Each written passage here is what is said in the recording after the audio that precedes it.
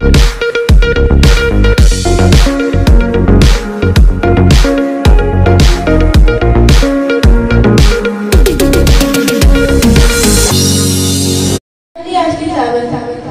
کی کتاب اس کا 35واں باب پہلی 7 آیاتیں ہم تلاوت کریں گے۔ اور خدا نے یعقوب سے کہا کہ اٹھ کر بیتیل کو جا اور وہیں رہ، اور وہاں خدا کے لیے جو تجھے اس وقت دکھائی دیا جب تو اپنے بھائی عیسو کے پاس سے بھاگا جا رہا تھا، ایک مذبح بنا۔ تب یعقوب نے اپنے گھرانے اور اپنے سب ساتھیوں سے کہا کہ بیگانہ دیوتاؤں کو جو تمہارے درمیان ہے دور کر دو، اور طہارت کر کے اپنے کپڑے بدل ڈالو، اور آؤ ہم روانہ ہوں اور بیتیل کو جائیں۔ وہاں میں خدا کے لیے جس نے میری تنگی کہی میری دعا قبول کی اور جس راہ میں میں چلا میرے ساتھ رہا مذبح بناؤں گا۔ تب انہوں نے سب بیگانہ دیوتاؤں کو جو ان کے پاس تھے اور مندروں کو جو ان کے کانوں میں تھے یعقوب کو دے دیا، اور یعقوب نے ان کو اس بلوط کے درخت کے نیچے جو سکر کے نزدیک تھا دبا دیا، اور انہوں نے کوچ کیا، اور ان کے آس پاس کے شہروں پر ایسا بڑا خوف چھایا ہوا تھا کہ انہوں نے یعقوب کے بیٹوں کا پیچھا نہ کیا۔ اور یعقوب ان سب لوگوں کو سمیت جو اس کے ساتھ تھے روز پہنچا، بیتیل رہی ہے اور ملک کنعان میں ہے، اور اس نے وہاں مذبح بنایا اور اس مقام کا نام ایل بیتیل رکھا، کیونکہ جب وہ اپنے بھائی کے پاس سے بھاگا جا رہا تھا تو خدا وہاں اس پر ظاہر ہوا تھا۔ آمین۔ خدا کے زندہ مقدس کلام کا پڑھنا اور سنا جانا ہم سب کے لیے باعث برکت ہو۔ خدا ان کا نام ہو۔ یہ بڑا رچ ریفرنس ہے بائبل مقدس کا، بہت ساری باتیں اس کے اندر ہیں۔ تھوڑی دیر کے لیے دیکھیں گے کہ خدا چاہتا ہے کہ ہمارے خاندانوں کے اندر روحانی اور جسمانی پاکیزگی، خدا ہمارے خاندانوں کے اندر روحانی اور جسمانی پاکیزگی کو دیکھنا چاہتا ہے۔ میرے چیزوں خدا کا کلام فرماتا ہے، خدا کا معیار اپنے لوگوں کے لیے یہ ہے کہ میں پاک ہوں لہذا تم بھی پاک رہو۔ خدا کا پاک کلام یہ بیان کرتا ہے۔ اس ریفرنس میں ہم تھوڑی دیر کے لیے دیکھیں گے، جیسے پیاری بیٹی نے کہا کہ ہمیں چاہیے کہ ہم خدا کے کلام کو، خدا کے پاک کلام کے ذریعے سے خدا کی مرضی کو معلوم کریں۔ اس وقت لوگ قرآن ڈالتے تھے، خدا کی مرضی کو معلوم کرتے تھے، اور آج کے خدا کا کلام سب سے بڑا قرآن ہے۔ پریز دی لارڈ۔ اس کے ذریعے سے ہم خدا کے پاک کلام کے ذریعے سے خدا کی مرضی کو جان سکتے ہیں۔ تو آج ہم یہاں پہ دیکھیں گے خدا کی پاک مرضی یہ ہے کہ وہ چاہتا ہے کہ اس کے لوگ جو ہیں وہ جسمانی طور پر، خاندانی طور پر اور روحانی طور پر پاک ہونے چاہیے۔ جب ہم اس ریفرنس کے شروع میں آتے ہیں تو لکھا ہے، اور خدا نے یعقوب سے کہا کہ اٹھ بیتیل کو جا اور وہیں رہ، اور وہاں خدا کے لیے جو تجھے اس وقت دکھائی دیا جب تو اپنے بھائی عیسو کے پاس سے بھاگا جا رہا تھا، ایک مذبح بنا۔ میرے چیزوں جب ہم اس ریفرنس کا بیک گراؤنڈ دیکھتے ہیں تو کلام ہمیں بتاتا ہے، آپ کو پتا ہے کہ یہ اپنے گھر سے اپنے ماموں کے پاس، لابن کے پاس فدان آرام میں جا رہا تھا، اور راستے میں جب اسے اندھیرا ہو گیا یہ ایک جگہ رک گیا۔ خدا کا کلام یہ بیان کرتا وہاں پر سو گیا، اور رویا میں کام یہ خداوند اس پر ظاہر ہوا، اور خدا کا کلام بیان کرتا ہے کہ اس بات سے بڑا متاثر ہوا، خدا کی شفقت مہربانی سے بڑا متاثر ہوا، اور اس نے کہا کہ اگر خداوند میرے سفر کو مبارک کرے، مجھے سلامتی سے لے جائے، سلامتی سے لوٹا لائے، میری حفاظت کرے، مجھے کپڑا روٹی فراہم کرتا رہے، میری محافظت کرے، تو میں وعدہ کرتا ہوں کہ میں ہمیشہ کے لیے اپنا 10واں حصہ جو ہے وہ خداوند کو دیا کروں گا، اور یہ جو پتھر میں نے، یہ جو ستون میں نے یہاں پہ کھڑا کیا، یہ خداوند کا گھر کہلائے گا۔ لیکن میرے چیزوں ہم دیکھتے ہیں کلام مقدس میں سے ہماری ایک بہت بڑی کمزوری کی طرف یہاں پہ اشارہ کیا گیا ہے۔ کلام یہ بیان کرتا ہے کہ یہ کموں میں 20 سال جو اپنے ماموں کے پاس رہا تھا، اور خدا کا کلام بیان کرتا ہے اس کے ذریعے سے خدا نے نہ صرف اسے بلیس کیا بلکہ جس جگہ اس کے پاؤں کا تلوا ٹکتا رہا، خدا کا کلام بیان کرتا ہے اس کے ماموں لابن کو بھی خدا نے مالا مال کر دیا۔ اس کے پاس بہت سارے نوکر چاکر، بہت ساری مونڈیاں اور بہت سارے مال مویشی ہو گئے۔ خدا کا پاک کلام بیان کرتا ہے لہذا جب جو واپس آیا، خدا کا پاک کلام بیان کرتا ہے اپنے اس وعدے کو بھول گیا، اور جب کنعان کی طرف واپس آ رہا تھا راستے میں جگہ بہ جگہ قیام کرتا، تو तो कलाम बयान करता है कि सिकम के इलाके में आके ये पड़ाव करते हैं, वहां पर रुक जाते हैं और ठहर जाते हैं। और कलाम ये बयान करता है वो गैर कौम के लोग थे, इन्होंने उनके साथ मरासम बढ़ा लिए, उनके साथ तलक बढ़ा लिया। खुदा का पाक कलाम बयान करता है यहाँ तक तलक जो वो बढ़ गया कि इनकी बेटी जो थी, याकूब की बेटी दीना जो थी, उस वक्त का जो बादशाह था उसके बेटे ने उसे बेइज्जत किया, आबरू रेजी की।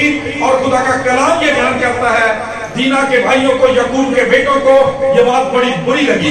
उन्होंने उस शख्स को उनको मार देने का इरादा किया और बिल्कुल ऐसे ही उन्होंने किया। उन्होंने उस बादशाह को, उसके बेटे को, उसकी कौम को तहत कर दिया, शहर को जला दिया और लहूलुहान कर दिया। सारा मामला याकूब इस बात से बड़ा परेशान हुआ, डर गया, घबरा गया। खुदा का कलाम बयान करता है उसके बाद खुदा ने ये कलाम किया। बहुत दफा हम जब अपनी जिंदगियों में खुदा के तरफ से अपने वादों को भूल जाते हैं मेरे चीजों, तो खुदा फिर हमारी कुंडियां खटखटाता है। ठीक है, फिर वो दरवाजे खटखटाता है।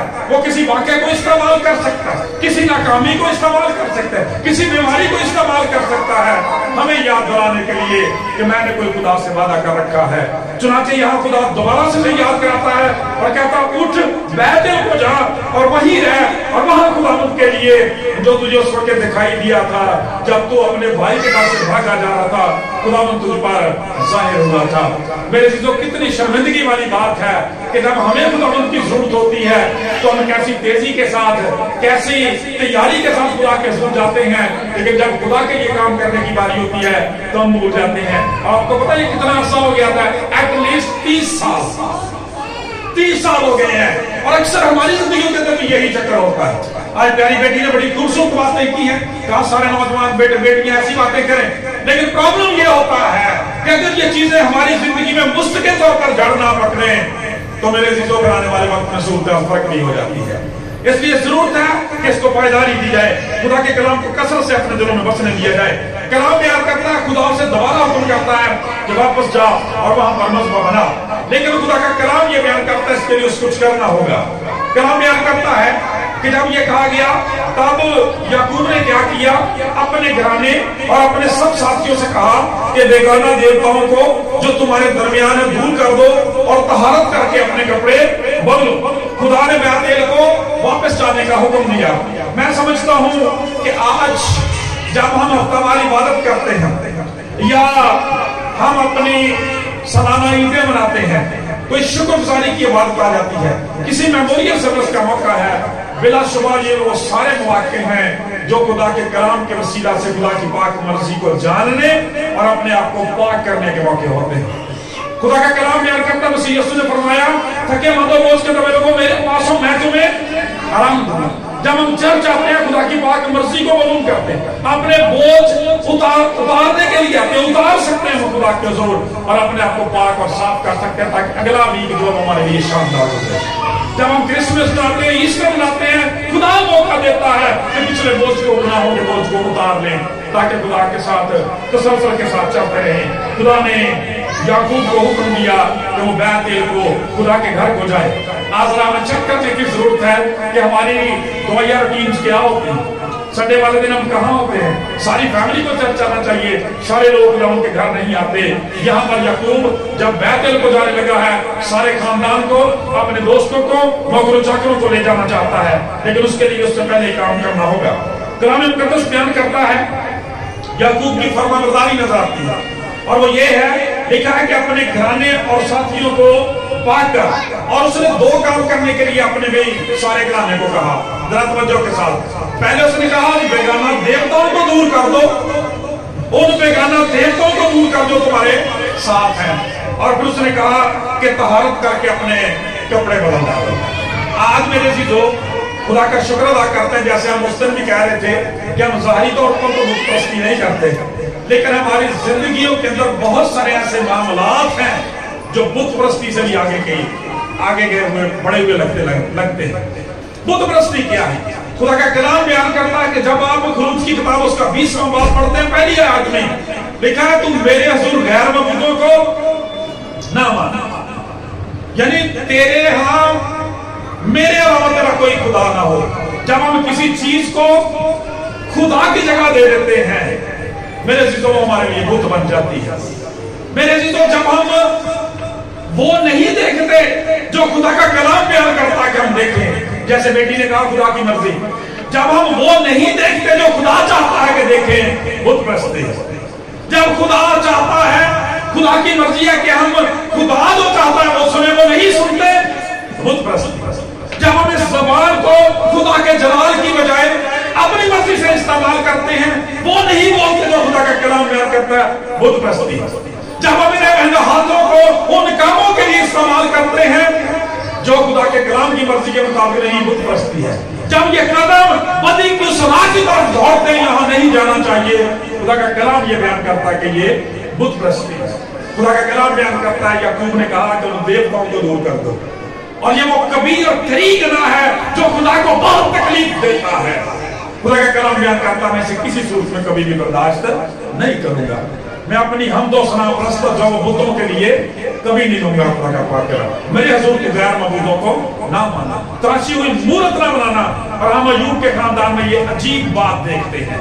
खुदा का कलाम बयान करता है, ये चुना हुआ है, बरगज़ीदा है, ब्लेस किया गया है, खुदा ने बड़ी बरकत दे रखी है। इसके बावजूद खुदा का कलाम बयान करता है इसके खानदान के अंदर बुत है, बेगाना देवता है इसके अंदर। आज हमारी जिंदगियों के अंदर भी मेरे जिलों कई दफा ऐसा ही था, साल हर साल से क्रिसमस मना रहे हैं, साल से साल ईस्टर, साल हर साल से चर्चा रहे हैं, जिंदगी उसी तरह से। और बहुत सारे बुत जो हैं, बहुत सारी चीजें जो हैं वो हमारी जिंदगियों के अंदर पाई जाती हैं। बुतों से तुझको उम्मीदें, खुदा से ना उम्मीदी, मुझे बता तो सही और काफरी क्या है। तो खुदा का कलाम ये बयान करता है, जब हम खुदा की जगह अपनी मनमर्जी को दे देते हैं, अपने माहौल को दे देते हैं, अपने इंतजाम को, अपने निजाम को दे देते हैं, वो बुत परस्ती से ताबीर किया जाता है। खुदा का पाक कलाम बयान करता है, खुदा ने कहा उन देवताओं को दूर कर दे जो तेरे लोगों के पास हैं। चुनांचे याकूब ने ऐसा ही करने का फैसला कर लिया।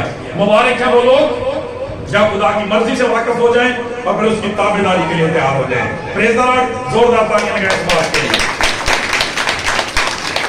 खुदा का पाक कलाम बयान करता है, इसके बाद उसने कहा कि तहारत करके अपने कपड़े बदल लो, अपने कपड़े बदल डालो।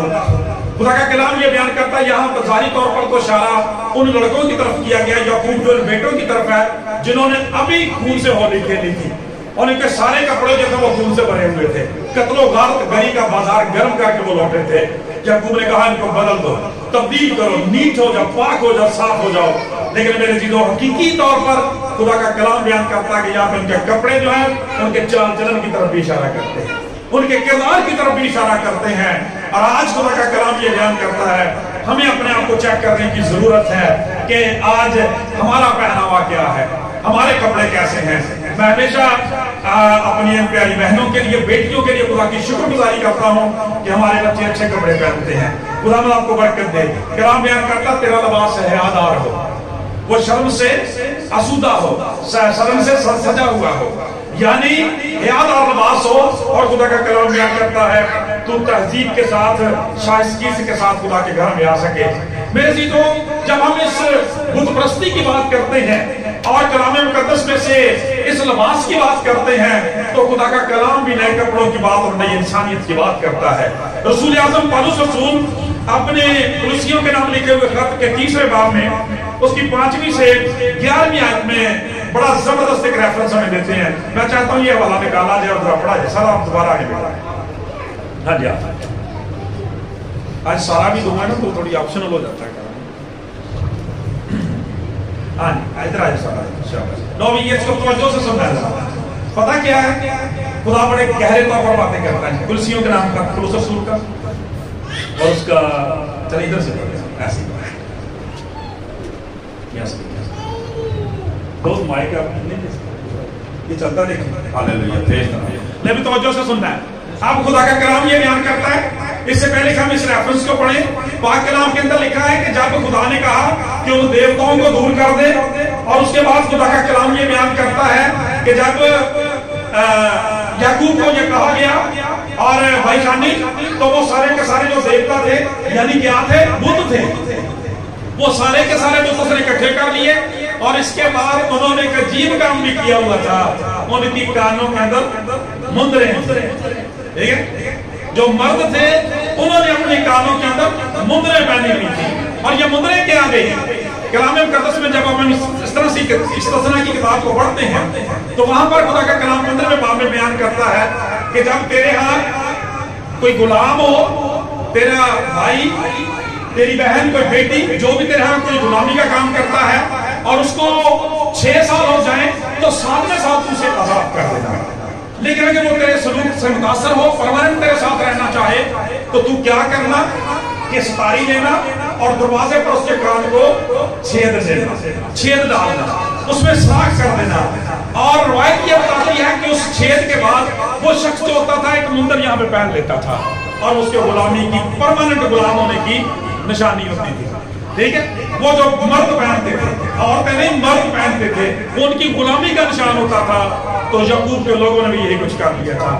آج کتنے دکھ کی بات ہے کہ ہم ایماندار بیٹے ہوتے ہوئے اپنے خاندان اور زندگیوں کے اندر ایسا کر رہے ہیں. ایسی روایتیں، ایسی باتیں اپنے خاندان کے اندر. میں نے کتنی دفعہ آپ کو شادی بیاہ کی مہندی کی رسم کا ذکر کیا ہے کہ اس پہ جو کام ہوتے ہیں وہ جائز ہوتے ہیں. چیک کر ذرا وہاں پہ کیا ہوتا ہے. تو کلام یہ بیان کرتا انہوں نے مندروں کو بھی اتار دیا. یعقوب نے کہا ان کو بھی اتارو کیونکہ یہ غیر معبودوں کی غلامی کا نشان ہے ان کے اندر. خدا کا کلام یہ بیان کرتا ہے انہوں نے اتارا.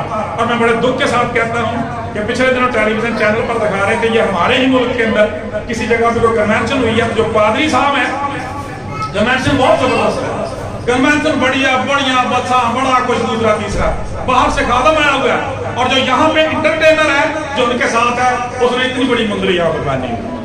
امیجن کریں، یہ ہمارا نتیجہ ہے، یہ ہم لوگوں کو سکھا ہے. تو خدا کا کلام یہ بیان کرتا ہے اتار دینے کی ضرورت ہے. سارا کچھ اتارا. آج خدا کا کلام بیان کرتا ہے ان دیوتاؤں کو اور ان مندروں کو جو کانوں میں پہنی ہوئی ہیں. یعنی خدا کا کلام بیان کرتا ہے جب ہماری عبادت، ہماری ریاضت، ہماری خدمت کسی اور کے لیے وقف ہے، نکالنے کی ضرورت ہے، اسے دفن کرنے کی ضرورت ہے. خدا کا کلام بیان کرتا ہے دوسرے لفظوں میں یہاں پہ لکھا ہے کہ لکھا ہے ان دیوتاؤں کو دفن کر دیا.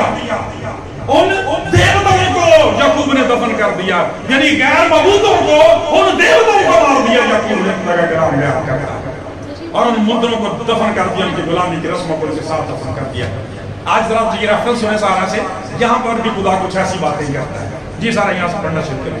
بس بس اپنے ان اعضاء کو مردہ کرو جو زمین پر ہے، یعنی حرامکاری اور ناپاکی اور شہوت اور بری خواہش. یہ ہے بت.